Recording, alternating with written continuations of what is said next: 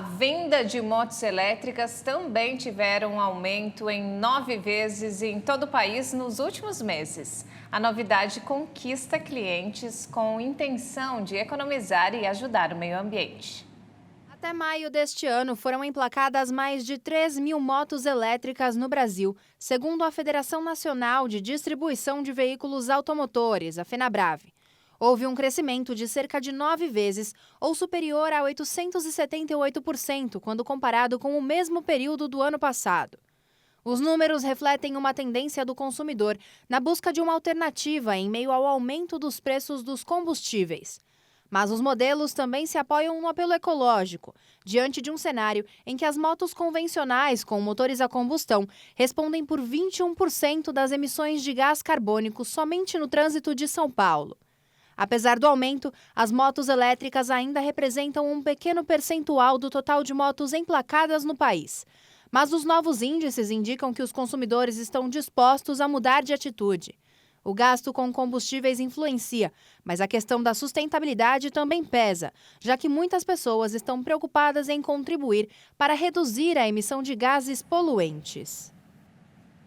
E ainda falando de economia, a oferta de ações que resultou na privatização da Eletrobras movimentou quase 34 bilhões de reais, depois que o preço de cada papel foi definido a R$ 42. O ajuste de preço foi alvo de uma intensa disputa entre investidores locais e estrangeiros. As ações da Eletrobras fecharam em alta no pregão um dia depois do fim do prazo da possibilidade de investimento com dinheiro do FGTS. Antes mesmo de ser determinado a precificação de seus papéis no processo de privatização, os ativos ordinários subiram 2,14% a R$ 43, enquanto os conhecidos como preferenciais tiveram alta de 2,9% a R$ 42,50. Segundo analistas, a demanda pelos papéis estava em 2 vezes o valor projetado para a oferta. Apesar do pouco tempo, os brasileiros demonstraram apetite para comprar as ações na privatização da Eletrobras, com o dinheiro do Fundo de Garantia do Tempo de Serviço. A demanda por meio do fundo foi maior do que o esperado. Assim, deve ser feito um rateio para que todos os trabalhadores participem da oferta. Para cada R$ 10 mil de investimento solicitado via FGTS, o investidor deve levar o equivalente a 6.688 em ações da Eletrobras. A diferença não aplicada fica na conta do FGTS. Grandes investidores marcaram presença na operação de privatização da Eletrobras, entre eles o Fundo 3G Capital, dos fundadores da Ambev, e o Banco Clássico de José Abdala Filho, que também é um relevante acionista da Petrobras. A demanda total, considerando todos os tipos de investidores, teria superado 70 bilhões de reais. A fatia do governo e do BNDES do negócio caiu cerca de 35%. A polícia decretou a prisão temporária de Amarildo de Oliveira, suspeito de envolvimento no desaparecimento do indigenista Bruno Pereira e do jornalista britânico Dom Phillips, no Amazonas.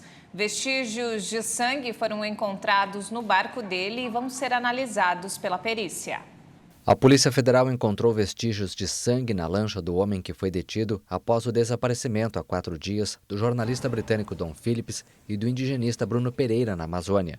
O sangue estava na embarcação de Amarildo da Costa de Oliveira, de 41 anos, conhecido como Pelado. Ele foi preso em flagrante na terça-feira. O material coletado foi levado para análise em Manaus. Na noite desta quinta-feira, dezenas de pessoas fizeram vigília na sede da FUNAI, em Brasília. O Bruno foi coordenador de índios isolados aqui da FUNAI durante 14 meses, mas trabalhou mais de 10 anos no Vale do Javari, conhece todos aqueles rios, estava de licença para fins pessoais e com essa licença ele foi para a base atuar junto com a Univaja, que é a União dos Povos Indígenas do Vale do Javari, para tentar reduzir a quantidade de traficantes, a quantidade de criminosos que estão lá, Bruno já tinha sido ameaçado por madeireiros e garimpeiros ilegais. E a Polícia Federal realizou uma operação para desarticular uma quadrilha que produziu 20 milhões de reais em notas falsas. O dinheiro era distribuído pelos Correios a 14 estados.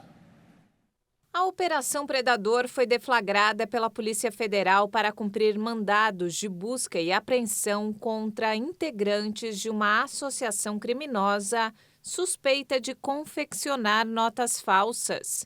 Os mandados foram autorizados pela Justiça Federal de Anápolis, em Goiás. A investigação apontou que a fábrica estava situada em Águas Lindas, em Goiás. Era a partir do município que os suspeitos colocavam as notas falsas em circulação, inclusive com cédulas de R$200. De lá eram remetidas a pelo menos outros 14 estados por meio dos Correios. As investigações começaram em setembro do ano passado, depois que a Polícia Federal apreendeu uma carga de R$200 mil em dinheiro falso. De acordo com a polícia, a impressão era de alta qualidade e as cédulas eram muito similares com as autênticas. Para a PF, o suspeito da fabricação confeccionou mais de R$20 milhões em dinheiro falso entre 2020 e 2021. Ele foi indiciado por crimes de moeda falsa com associação criminosa e lavagem de dinheiro. As penas somadas podem chegar a mais de 25 anos de prisão. Veja a seguir, ex-presidente dos Estados Unidos, Donald Trump, é suspeito de articular golpe para continuar no poder. E você vai ver também, Dia dos Namorados promete aquecer o comércio. Você confere daqui a pouco.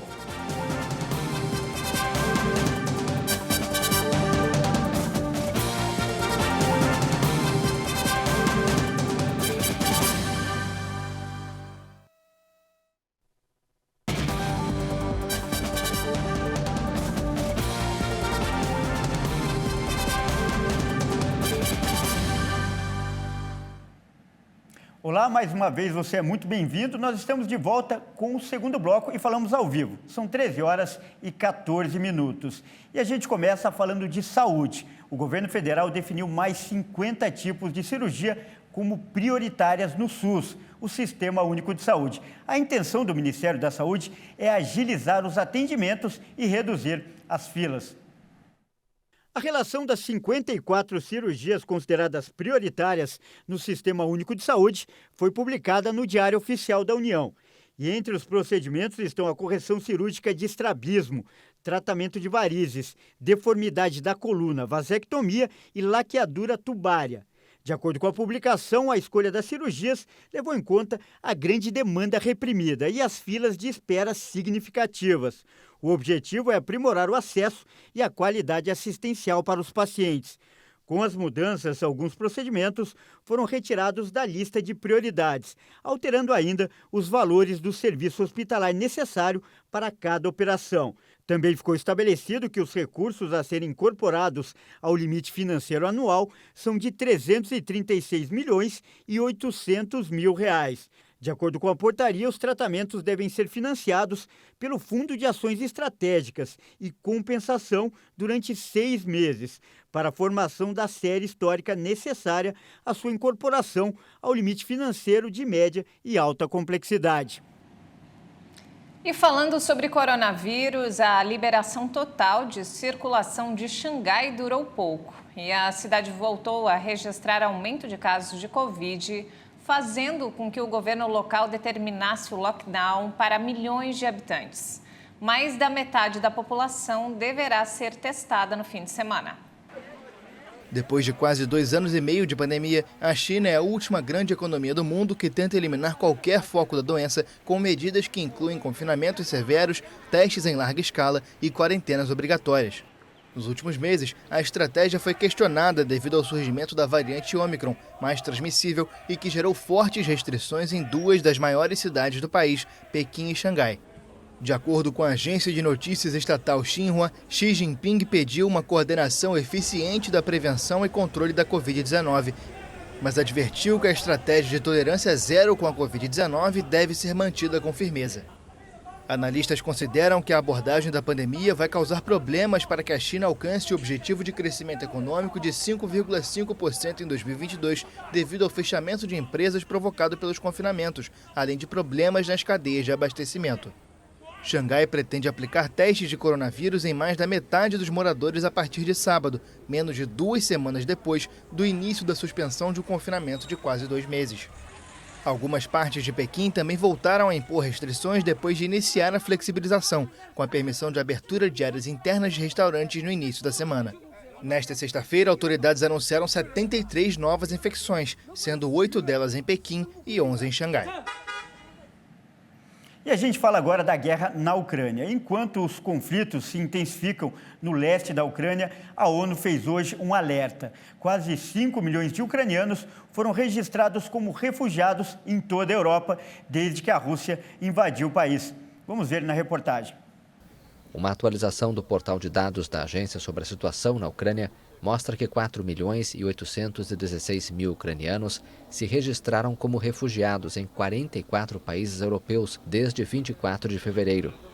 Os dados do Acnur indicam que, até 7 de junho, mais de 7,3 milhões de passagens de fronteira para fora da Ucrânia foram registradas. Outros 2,3 milhões de travessias foram registrados de volta ao país, de acordo com os mesmos dados.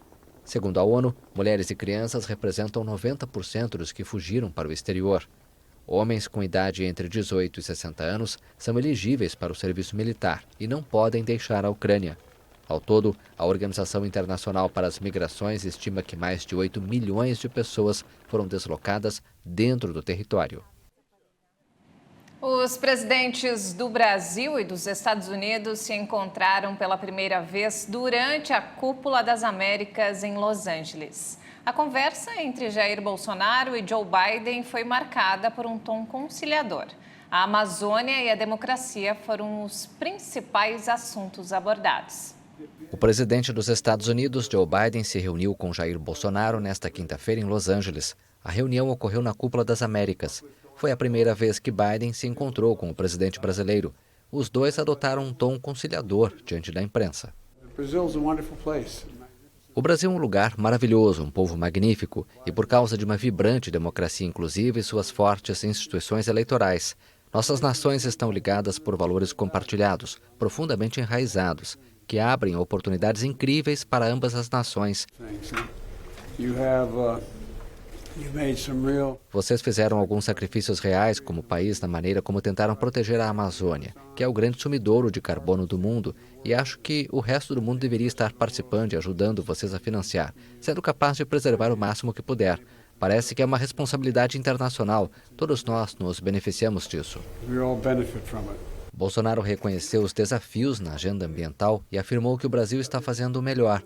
Também ressaltou que este ano o país terá eleições e deseja que sejam honestas, limpas, transparentes, auditáveis e confiáveis. Por vezes nos sentimos ameaçados em nossa soberania naquela área, mas o Brasil preserva muito bem o seu território.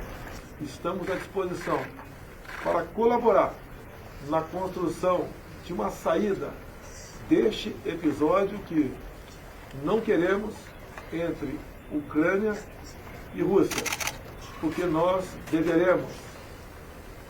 pretendemos, torcemos e oramos para que saiamos o mais rapidamente dessa situação, e nós queremos sim eleições limpas, confiáveis e auditáveis, para que não sobre nenhuma dúvida após o pleito. E tenho certeza que ele será realizado nesse espírito democrático. E uma investigação feita nos Estados Unidos concluiu que o ex-presidente Donald Trump teria articulado uma tentativa de golpe para se manter no poder. O comitê que investiga o ataque ao Capitólio dos Estados Unidos em 2021 expôs na quinta-feira que o ex-presidente Donald Trump poderia estar por trás de uma tentativa de golpe para se manter no poder. A audiência foi exibida no horário nobre da televisão e apresentou as descobertas da investigação. Neste ponto, não há espaço para debate. Aqueles que invadiram o Capitólio e enfrentaram forças de segurança por horas foram motivados pelo que Trump disse, que a eleição foi roubada e que ele era o presidente legítimo. O presidente Trump convocou, juntou e inflamou a turba neste ataque. Nos trabalhos da comissão, o painel usou depoimentos prestados a portas fechadas por alguns dos conselheiros mais próximos e confiáveis do ex-presidente. Além disso, foram divulgadas imagens, algumas inéditas, da violência que tomou conta da sede do governo e deixou 5 pessoas mortas. E de volta ao Brasil, olha só que bacana, o Dia dos Namorados promete aquecer a economia. É verdade, né, Ju? A Associação Brasileira de Shopping Centers estima que o setor movimente mais de 4 bilhões de reais até domingo. Dia dos Namorados chegando e o comércio está otimista, porque muita gente parece mesmo estar disposta a gastar para celebrar este 12 de junho. É gostoso, né? Trocar presente. E a gente tem essa tradição, Dia dos Namorados, Natal, aniversário. Nos shoppings do país, o comércio espera faturar 20% a mais este ano em relação a 2021. A conclusão é de um levantamento realizado pela Brasce com empreendedores. Entre os shoppings ouvidos pela pesquisa da Associação Brasileira dos Shopping Centers, 95% disseram ter expectativas positivas para essa data. E 67% esperam que as vendas superem o patamar pré-pandemia, com um faturamento 8% maior que em 2019. É o que espera também a Associação Brasileira de Lojistas de Shopping. Tudo indica que venha acontecer isso, não é questão de otimismo, tá? É que o Dia das Mães foi muito bom, o Dia dos Namorados está projetando para ser bom também. Então, quando essas datas maiores do varejo crescem, normalmente o varejo vai crescendo automaticamente. Outro levantamento mostra que os brasileiros pretendem gastar 74% a mais com presente neste ano. E a previsão é que o ticket médio seja superior a R$ 200. A Tiffany, que vai dar 2 presentes ao namorado, confirma o dado. Pretende gastar quanto esse ano, então? Uns R$300. Segundo a Associação Brasileira de Lojistas de Shopping, entre os itens mais comprados nessa data estão moda masculina e feminina, calçados, perfumes e cosméticos, games e outros produtos tecnológicos. Também na área de serviços, a gente tem restaurantes e barzinhos. Só que nem todo mundo espera gastar neste Dia dos Namorados. Uma pesquisa feita pela Associação Comercial de São Paulo, com 1.700 pessoas de todo o país, mostra que quase metade não vai presentear o amado. Mas segundo este casal, que chega de mãos dadas depois de 40 anos de casamento, uma relação duradoura só pode ser construída com ingredientes que vão muito além dos mimos. Eu gosto, tem que estar apaixonado, sabe aquela coisa de esfriar a barriga? E segundo, precisa ser honesto um com o outro. Minha palavra é cumplicidade, para manter uma relação e para o namorado ficar bem. Aí vira 2 e vira 1, né? Para a vida toda. Para a vida toda.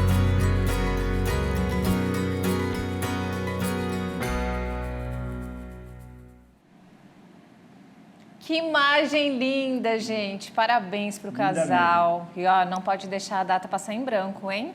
Verdade. E não importa o valor do presente. O que importa mais é o sentimento sincero, mesmo que seja uma lembrancinha.